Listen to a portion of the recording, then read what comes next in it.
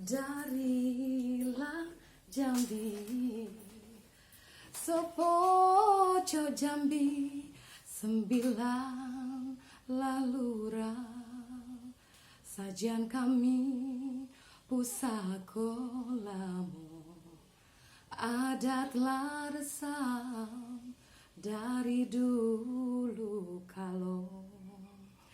Assalamualaikum warahmatullahi wabarakatuh. Selamat pagi sahabat hebat. Bismillahirrahmanirrahim. Mula betutur. Alhamdulillah, kita mesti bersyukur. Kali ini kita bertemu pada materi hukum adat Melayu Jambi sebagai sebuah pengantar untuk kita masuk ke dalam konten dan substansi hukum adat Melayu Jambi itu sendiri. Nah, dalam mempelajari hukum adat Melayu Jambi ini nanti kita akan membahas tentang peradaban Melayu itu sendiri, karena Melayu Jambi tidak bisa dilepaskan dari sejarah perkembangan bangsa ataupun suku Melayu di dunia dan seterusnya di Indonesia. Kita nanti akan lihat bagaimana diaspora Melayu, yaitu Proto Melayu dan Deutero Melayu, atau saya suka menyebutnya Melayu Tua dan Melayu Muda. Nanti kita akan membahas juga tentang kepemimpinan Melayu, masyarakat Melayu, adat Jambi, kemudian bagaimana tentang hukumnya, bagaimana hubungan antara sastra Jambi dan hukum itu sendiri. Nah, literatur banyak sekali yang bisa didapatkan, bisa nanti adik-adik semua melihat di pokok adat Jambi 9 Lura atau kajian dan analisa undang-undang piagam dan kisah negeri Jambi, termasuk yang saya suka ini adalah karangan Pak Mukhtar Agus Kholib, Umpit Gading, Dama Ipu, Hukum Adat Melayu Jambi. Nah, itu terbaru ya 2019. Nah, ketika kita melihat satu kalimat hukum adat Melayu Jambi, saya akan membaginya dalam beberapa frase, yaitu hukum, adat, dan Melayu Jambi. Nah, ketika kita membicarakan hukum, kita sudah punya pengalaman permulaan bahwa hukum itu tidak mungkin ada kalau tidak ada masyarakat. Itu kata filsuf Cicero, ubi societas ibi-ius, bahwa di mana ada masyarakat di situ ada hukum, termasuk yang kita kaji nanti yaitu hukum adat. Jadi sama seperti unsur-unsur hukum secara umum, bahwa hukum itu dimiliki elemen peraturan, kemudian dibuat oleh penguasa, kemudian dia bersifat memaksa dan juga memiliki sanksi. Nah, kita tahu hukum di Indonesia sangat plural, berbagai aturan dan instrumennya itu dipengaruhi oleh beberapa rezim hukum atau beberapa asal hukum, hukum Eropa, hukum agama, dan hukum adat.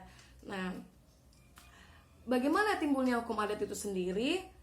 Nah, Profesor Terhar dan Profesor Supomo menyatakan bahwa hukum adat itu dapat diketahui dari penetapan petugas hukum seperti kepala adat, ataupun hakim, ataupun dalam rapat desa, ataupun oleh ketua adat atau penghulu, ataupun apa saja yang jadi primus inter pares di suatu masyarakat. Nah, ketika kita berbicara adat, tadi kita membicarakan hukum, sekarang kita bicara adat, maka kita harus melihat dari beberapa perspektif.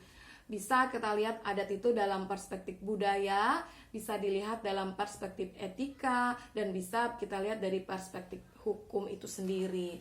Nah, hukum adat merupakan hukum yang asli, inhamsrecht, dan juga tersusun dari unsur dari agama, Gadiansi, Bestandelen. Nah, membicarakan hukum adat di Indonesia itu akan membicarakan kemajemukan. Artinya kita tidak bisa lupa dari 19 lingkungan hukum adat yang pernah diklasifikasikan oleh Van Vollenhoven. Di situ ada yang namanya lingkungan hukum adat Melayu. Nah, ketika bicara Melayu, maka kita membicarakan dua model Melayu, yaitu Proto Melayu dan Deutero Melayu, atau Melayu Tua dan Melayu Muda. Membicarakan Proto Melayu, kalau kita lihat di Jambi, itu kita akan lihat bagaimana perkembangan Melayu itu dari atas bukit sampai di pinggir sungai. Kalau kita lihat dari atas bukit ataupun dari gunung, nah Kalau kita lihat di Jambi ini adalah Kerinci ya. Di Kerinci, ada yang bilang Kerinci itu adalah atapnya Sumatera. Saya percaya itu, dan secara ilmiah juga dibuktikan. Kerinci itu dari bahasa Korinci, yaitu atas bukit. Nah, disitulah mula berkembangnya Melayu yang ada di dataran rendah. Karena Detro Melayu atau Melayu Mudo itu tersusun dari percampuran antara Detro Melayu dan ras antara Proto Melayu dan ras Mongoloid. Saya ulangi, Melayu Mudo itu tersusun dari manusia Proto Melayu dengan ras Mongoloid. Nah, itulah yang kita kenal dengan Melayu Mudo. Nah, bangsa Melayu Jambi itu tadi kita sampai sekarang lihat berbagai bukti sejarah dan artefak memang mengkonfirmasi bahwa didapat di Jambi itu secara keseluruhan ada yang Proto Melayu dan ada yang Melayu Mudo. Melayu Tuo itu kita lihat pada masa Paleolitikum. Jadi manusia Paleo-Mongoloid bertemu dengan manusia Austromelanozoid ya, mengembangkan budaya batu tua, yakni kebudayaan kapak persegi, kemudian kebudayaan kapak lonjong, kapak genggam, dan ditemukan di Sumatera, khususnya yang terbanyak itu di daerah Kerinci. Nah, kalau Melayu Mudo itu mengembangkan kebudayaan logam dan perunggu. Manusia Detro Melayu atau Melayu Mudo ini sangat penting artinya bagi sejarah penyebaran suku Melayu di Indonesia, khususnya untuk Melayu Jambi. Nah, apa perbedaannya di antara kedua itu? Dari sisi waktu, perkembangannya sudah berbeda. Dari sisi budaya itu bisa kita lihat bagaimana mereka berkehidupan dengan aktivitas kemampuan intelektualitasnya ditandai dengan bukti-bukti artefak-artefak atau bukti-bukti dari arkeologi yang ditemukan di tiap masa. Nah, kalau kita berbicara nanti mengenai hukum adat Melayu, kita akan membicarakan, saya kalau berbicara adat Melayu Jambi, izinkan saya untuk membuat persembahan adat. Karena dari persembahan adat ini, nanti akan kita lihat apa konten dari hukum adat Melayu itu adat Melayu Jambi itu sendiri. Persembahan adat menurut adat Lamo Pusako Usang. Alif ado mim terjadi, dimulai dari ombak nan besabung, angin nan bepuhung, usul asal pangkal kato, penuh ibarat dan kiasan. Perahu panjang 9, syarat tuan sesak kemudi, bukan syarat dek rumpun dengan terempan, cekak dengan balak, silang dengan sengketo, tetapi syarat dek adat dengan pusako, pegang dengan pemakai, tali undang nan teliti. Pulai bertingkat naik, meninggalkan ruas dengan buku. Manusia bertingkat turun, meninggalkan waris dengan pusako. Waris dijawat dari nantuo, khalifah dijunjung dari nabi. Patah li beganti li, lapuk puah jelimpung tumbuh. Hidup gedang silih beganti, mati silih betumbah. Bak napuk di ujung tanduk, hilang sikok beganti sikok. Menjago titian teras, betanggo batu, cermin gedang nan tak kabur, dan tak dalam nan tak goyah, kaping tak terkasuh kato mufakat. Dak lapuk di ujung tanduk, dak lekang dek panas, tapai diadat nan 4, adat sebenar adat yang teradat, adat yang diadatkan, adat istiadat. Pegang pakai hukum adat nan 9 pucuk, yaitu hukum nan 5, hukum orang, hukum perikatan, hukum perkawinan, hukum waris, hukum tanah, hutan, rimbo, dan air, dan undang nan 4. Apa itu? Undang rajo, undang kampung, undang larik jajo, dan undang nan 20. Itulah adat nan bersendi sara bersendi kitabullah. Dari nenek turun ke bapak, dari bapak turun ke aku, dari aku turun ke anak, dari anak turun ke cucu.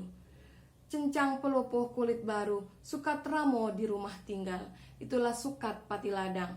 Usang lusuh lapuk di baru, adat lamo jangan ditinggal. Itulah adat yang kita pegang. Orang Jambi bukan kayo karena emas, bukan kenyang karena makan, bukan tampan karena rupo, tapi kayo diadat dengan pusako, kenyang dipegang dengan pemakai, tempat dek budi dengan baso. Itulah kalau kita bicara hukum adat Melayu, itulah persembahan adat, di mana kalimat-kalimat tadi merupakan petaka petiti seloko termasuk pantun yang memuat hukum-hukum adat Melayu Jambi. Ketika nanti kita di sesi berikutnya akan membahas tentang bagaimana hukum itu sendiri untuk beradaptasi atau manusia beradaptasi dengan hukum Melayu Jambi, itu tentu nanti akan sangat memberikan harapan-harapan yang baik bagi kita generasi muda. Kita bisa lihat tradisi-tradisi Melayu Jambi ini semakin lama semakin tergerus oleh globalisasi. Tidak kita pungkiri karena memang salah di sayo, salah di kita. Artinya memang saya dalam waktu sedang belajar memahami bagaimana hukum adat Melayu itu sendiri. Kita bisa lihat bahwasannya tradisi-tradisi kuno itu akan survive, akan dapat bisa beradaptasi dengan kemodernan, dengan kemajuan-kemajuan teknologi. Nanti kita akan lihat bagaimana hukum secara epistemologi, secara ontologi, dan kita bisa juga lihat bagaimana secara aksiologi. Kita lihat berbagai perspektif itu, bagaimana saya katakan dalam tanda kutip propaganda tradisi itu mempengaruhi keberlakuan hukum masyarakat Jambi. Jadi buat adik-adik di sesi berikutnya, karena ini terbatas, di sesi berikutnya kita akan lihat bagaimana hukum adat Melayu Jambi itu terkonstruksi dalam konsep-konsep 3 tadi, epistemologi, aksiologi, dan ontologi. Baik, untuk sesi ini saya akhiri dulu. Kita jumpa lagi di sesi berikutnya. Masih tetap saya numpang di channel Dunia Sahabat Hebat untuk hebat kamu semua. Wassalamualaikum warahmatullahi wabarakatuh.